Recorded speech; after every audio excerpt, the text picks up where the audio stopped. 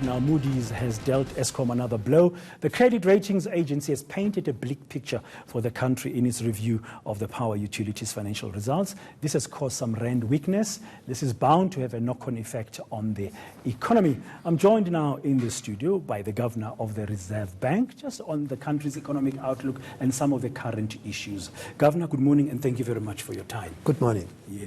A short while ago, I was speaking to an economist here on the program, Owen Gomo, about the Moody statement regarding Eskom and how the rand yesterday, the markets reacted to the rand. And he made the point that as long as Eskom's problems are not resolved, that's not your purview, but the effect on the rand might lead to the Reserve Bank thinking about interest rates going up. What's your view generally? Thanks, Dan. I think that the first thing that people must realize is that our credit rating is in our hands. A credit rating is an outcome of the policies you have, how you execute them, and whether they eventually deliver what you had said you are going to deliver. Because you see, a rating agency has to take a view of what is likely to happen in the future. And if the plans are not credible or concrete enough, it could have the implications that you would lose or you could face a downgrade. But if a downgrade takes place, what would it mean for you and I, or any other South African? A decline in our credit rating means that the cost of government borrowing is going to go up. And if the cost of government borrowing goes up, then the cost of borrowing goes up for every borrower in the South African economy.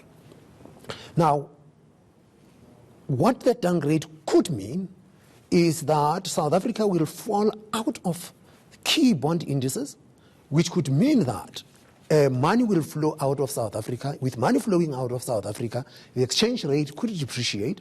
And with the depreciation of the exchange rate, you could have inflation going up. The approach of the Reserve Bank is not to respond to the fact that the exchange rate has depreciated, is to respond to whether the depreciation of the exchange rate has led to an increase in prices, meaning inflation. So we respond to the change in the inflation outlook rather than the change in the exchange rate. And what could that response look like in the near future if the scenario you've just painted plays itself out? Look, I mean, that is obviously the adverse. And of course, the other would be that the smart money had already left, okay, which could mean that a downgrade might not be as pronounced as it is. But in the current milieu, there is a complication. Yes, the rand does respond to our own idiosyncratic factors like a possible downgrade, what we do with Eskom, what our fiscal stance is, all of that stuff. But there are also other things currently taking place in the world. Like the trade tensions, and with the trade tensions, how are various countries reacting to that? And we had seen that when that happened, there was a repricing of exchange rates across the world, and the rand was no exception. So we respond as well to what's happening elsewhere in the world. But on a day-to-day basis, I just thought I need to ask you this, and I've been having this question for a long time, because when you look at the Reserve Bank, it's this big institution that to some people, I mean, central banks normally regard it as boring kind of stuff. On a day-to-day basis, what do you grapple with as a Reserve Bank? I've got a very busy day, and the Reserve bankers are very busy people. But the main issue is that people do not realize this thing, that as soon as you finish the MPC, people are already preparing for the next MPC. So this thing rolls. I think that there are a number of things that we do on a day-to-day basis that people need to be aware of. You see, when you go and you withdraw money from an ATM, or you swipe your debit card or your credit card, people do not realize you might be with this bank or with that bank. But at the back of it, the backbone of that is the national payment system. That is what the South African Reserve Bank runs. And that national payment system has to run 24/7 because we don't know when people will want to withdraw. We would want to withdraw their money. We study the South African economy. We study the global economy on a continuous basis to see what data shows us. So even as I was coming in here, waiting, I was checking what else is taking place in the world that could be affecting things, just in case Dan had read it before me, so that I would be able to... Was there any interesting thing you saw there that you could share with me? What is happening elsewhere in the world? I mean, things are moving very fast and all the time. And you have just been reappointed as the Reserve Bank Governor for another term. I think it's 5 years. After 5 years. Why did you accept to carry on? I'm asking this on the basis of the noise that has currently been going around about the role of the Reserve Bank from the various political quarters. But you as an individual, I mean, why would you take on this tough job? Somebody else must do it. And I happened to be the person with the willingness to do it. I think I made it very clear earlier in the year that should the president make the call and say that I would like you to serve another term, I am available. For me, there are three fundamental issues that one had to take into account. One is that I have always been a servant of our people. And even long before I had joined government, I had committed my life to saving the South African people. So I have got this drive that I have got to serve the South African people. The second aspect of it is that we are facing very important challenges, and both in terms of the economy and in terms of the role of our institutions in society. And there is a contestation about these institutions, including the South African Reserve Bank itself. But I had also learned that it doesn't matter how much you protect the institution, it doesn't matter how much you write into the constitution or in the law. You can destroy the institution by putting people who are pliable, and they can destroy key institutions of our democracy. The third is that I had started this journey when I assumed the role of governor of the Reserve Bank, and I was very clear that I would like to embed the mandate of the South African Reserve Bank with respect to financial stability. The law only really got passed last year. It only really came into effect in April last year, and I had to make sure that I executed that. And we had started this journey with my team, which we set ourselves things for 2020, and there are lots of things we have achieved. There are things that must still be done, including this financial stability mandate. And serving another term just gave me that opportunity to finish off what I had started. You could have gone to the IMF. I mean, there were some reports that you could take on from Christine Lagarde. I mean, at the time when I think she's moving to the European Bank, from what I've seen. And the IMF has never been led by anybody from the developing world. Historically, it's also been between America and Europe. And you were seen as that candidate who was best suited to be able to do so, because you've been chairing one of the very most important committees of the IMF. I think the term is until 2021. Yeah.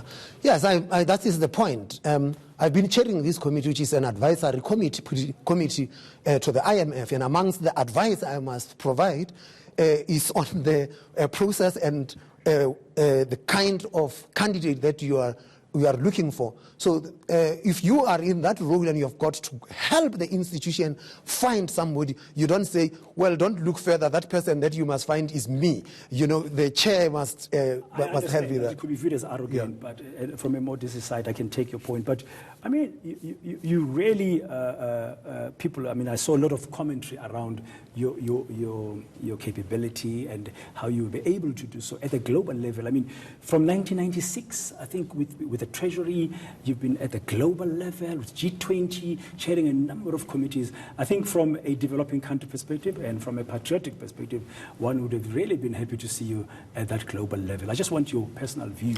Would you take a role like that?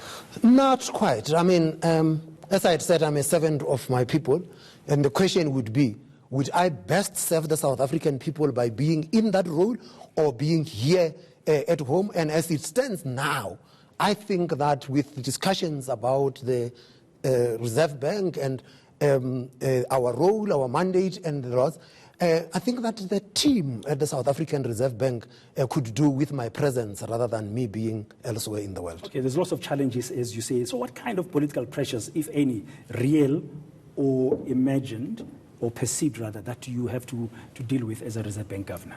Well, the Reserve Bank is a creature of the Constitution. We are part of the state, and if there's to be any political pressure, it has got to come from the other arms of the state. In the years that I had been in the Treasury, I can't think of a time where the Minister of Finance would try and tell the governor what to do. Neither do I recall of a president doing that, and I can say to you without any fear of contradiction, I joined the Reserve Bank in 2011, and I can't recall a single incident where a president or a minister, let alone the Minister of Finance, any other minister, trying to say to the Reserve Bank, thou shalt do the following. So I do not feel that. There is noise out there, and you have, as my colleague from the Federal Reserve, former chairman Paul Volga, said that you must hear all of these noises that are being made, but don't listen to them. So independence for you is very important of the institution in fulfilling its constitutional mandate. Independence is very important, and the question would be, why should institutions should be independent? I say, see, the judiciary is independent. It has got to be independent. They must administer the law, they must administer justice, and a central bank is independent and is being tasked with a particular responsibility. And what we have been tasked with is to protect the money in your pocket against the erosion. And in the manner in which institutions are constructed internationally, we deal with something called a time inconsistency problem. We know all over the world these things had happened. It happened in South Africa too, prior to democracy, where politicians would tell a central bank to do the following because they are faced with an election. Making the institution independent takes it out of the political cycle so that the institution must professionally look at the challenges that are facing the South African economy and play its role in as far as its mandate is concerned. From what one is seeing now, even from the governing party, the ANC, and other players in society and opposition parties, the noise around the Reserve Bank, its mandate, its role, nationalized or not nationalized, doesn't seem to be going away. You've just taken on the mantle again for the next 5 years. How do you plan to navigate these hot, let me call them hot political contested issues? Well, there are two things. One is a cry by South Africans to try and understand this institution, and we will engage with the South African public and explain our role and how we go about it. We will appear before the South African duly elected representatives in Parliament and account for what we have been tasked with and how well we are doing that. Apart from that, if there is other contestation, we wouldn't like to be in the political space. We would engage with the processes in government, given the institutional arrangements, and take it on that basis. Now, the economy. I need to ask you your views on it. You are an economist by qualification as well. And there are various arms of state that play a role in growing the economy, and people are saying you should also be considering as a Reserve Bank what you can do. But currently, things are very bleak. When you look at all the kind of indicators, 29% unemployment rate, 56 point something of those who are unemployed are young people. I mean, the stats just get bleak. Now we're seeing the rand behaving the way it's done, Eskom's challenges. Your view, I mean, just an overriding question, Governor. What are these structural things that we should focus on to improve our lot? You know, one of the clips that ENCA has been running over yesterday and today was to compare South Africa and Korea. And it is very interesting that the difference that put Korea where it is, there is no mention of their monetary policy did this. It was an investment in infrastructure, an investment in people. Taking a view about technology and all of that stuff. So now you look at South Africa and you say, are we investing in people? What are our education outcomes? What are our health outcomes? You look at our infrastructure drive and you say that we had this big announcement about an infrastructure drive. People forget in 2009 of 787 billion rands that we talked about. Could people look back and say, what did it buy us? Is the infrastructure better after we had committed those amounts of monies? And we have been engaged in these conversations, and the conversation ends up being about assets of a country. So we debate about the land, about the mineral resources beneath the soil and so forth. The biggest asset that we are ignoring, which is the asset we are having, is the know-how that is in the heads of our citizens, which then taken to its logical conclusion that we have got to improve education outcomes, we have got to produce the skills that this economy needs. And let's not forget that when the global crisis hit us in 2008, at that time, the thing that South Africa was grappling with was the economy is growing so fast, but we do not have the skills that we need to take it to the next level. And that is the conversation we have, and quite frankly, Dan, fiddling with monetary policy is not going to produce the engineers, is not going to produce the PhDs, is not going to produce the data scientists, is not going to improve education outcomes, is not going to improve health outcomes. It's a debate that is destructive. You know, we are distracted from what we are supposed to be focusing on to get this economy going. Okay. Finally, as we conclude, Governor, when you look, is there some good news on the horizon? You think, are there some, in business, people will talk, if you've adopted a new strategy about the green shoots, there's some green shoots showing. I mean, when you look at everything else, with all the challenges that we're having from your perspective, is there some good news on the way? We can create the good news. And we're going to create the good news by taking the difficult decisions. We must understand that in economics, there are trade-offs. You can't be all things to all people. Choices must be made, and those choices correctly in society has to be made by the duly elected representatives of our people. And those choices would have to include things such as intergenerational equity.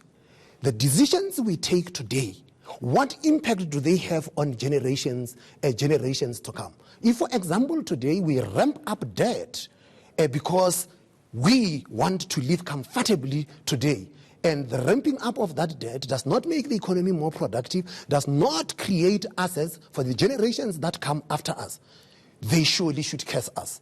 Because what that would mean is that we will leave them with the debt, and we will not leave them behind a productive economy. We are going to have to make those hard choices, and those hard choices would necessarily entail us taking short-term pain in the interest of getting long-term gains.